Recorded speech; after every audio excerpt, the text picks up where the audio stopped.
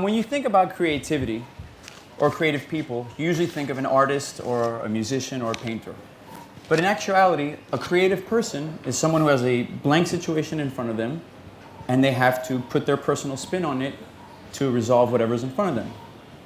I truly believe that now is the greatest time to be a creative person. Never before has there been more of an emphasis on being creative and being an individual.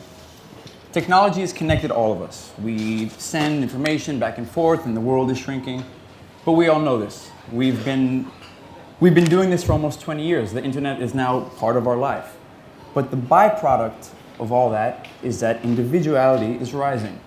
Now we can communicate with no filter, so we choose what we want to say and what's important to us, and we connect with other people that find it important as well.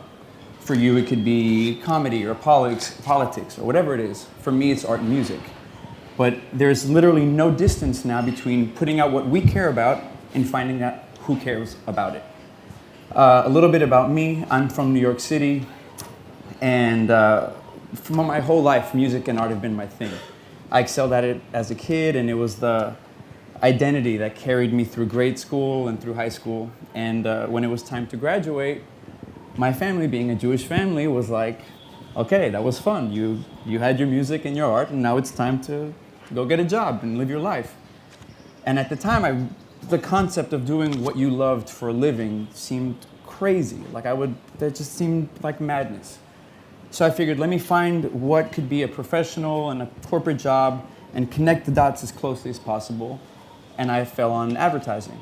So I studied advertising, I graduated, and then I moved to New York and I moved back to New York and I worked at Deutsch Advertising.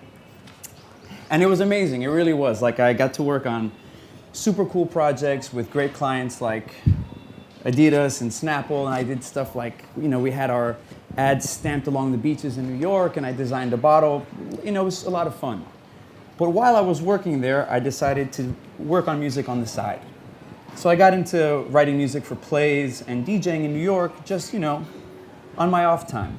But having that duality, going to work and then doing what I loved and then going to work, it kind of gave birth to a little voice inside my head. And the voice was like, you don't want to do this. I don't know why that Jewish voice always keeps coming back. I have a Jewish grandmother in there. Anyway, I knew I didn't want to do this, so I had to follow that voice. And that voice got louder and louder, and then I did what most people with a voice in their head do. I packed up my stuff and I moved to Los Angeles. And while I was there, I got a small apartment, I got some recording gear, and I got a laptop, and it was all super cheap. The laptop was meant for a grade school kid, but it was what I had and what I could afford, and it let me write music, but more important, it let me post it. So after working for months and months and months, I got some songs that I really believed in, and then I posted them online. And this was back in 2007 when MySpace was the big thing. So I posted it, and not long after being up there, a music supervisor had contacted me and said, I'd like to use one of your songs in a big campaign. And that, the deal went through, and in that moment, I realized two things. One, I was going to make the most money I've ever made in my life off a song I wrote in a tiny little apartment on, busted gear. And two, I could get paid to do what I loved. And it was just the most freeing thought ever. I just couldn't believe it. So fast forward to years later, that music supervisor is now my agent, and we've worked on countless projects, and I've never met him. I don't know what he looks like. It's unbelievable that one of the most life-changing people in my life I met because I just took a chance, threw what I believed in out there, and connected with someone who believed in me back. So really, it was just unbelievable. And I mean, now I can connect with people differently. Now it's with Facebook and with Twitter. But the thought is the same. You do what you love, you put it out there, and you see who bites. Through Twitter, I've booked DJ gigs across the country, and I've worked on multiple projects with people that I've never met, but because they saw something in what I was doing, they reached out. And it's an unbelievable amount of freedom when you can actually just do what you love. And it really goes for everything. It's not just music or art. It's something that you love and that you really believe in, and then you send it out there, and then someone, it's crazy, it's a big world out there. Someone is going to bite back. You don't know who it is, but someone will.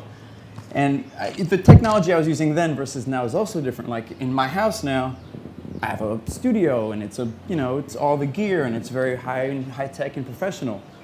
But while I'm here, I have a laptop, a MIDI keyboard, and a hard drive, and that's it.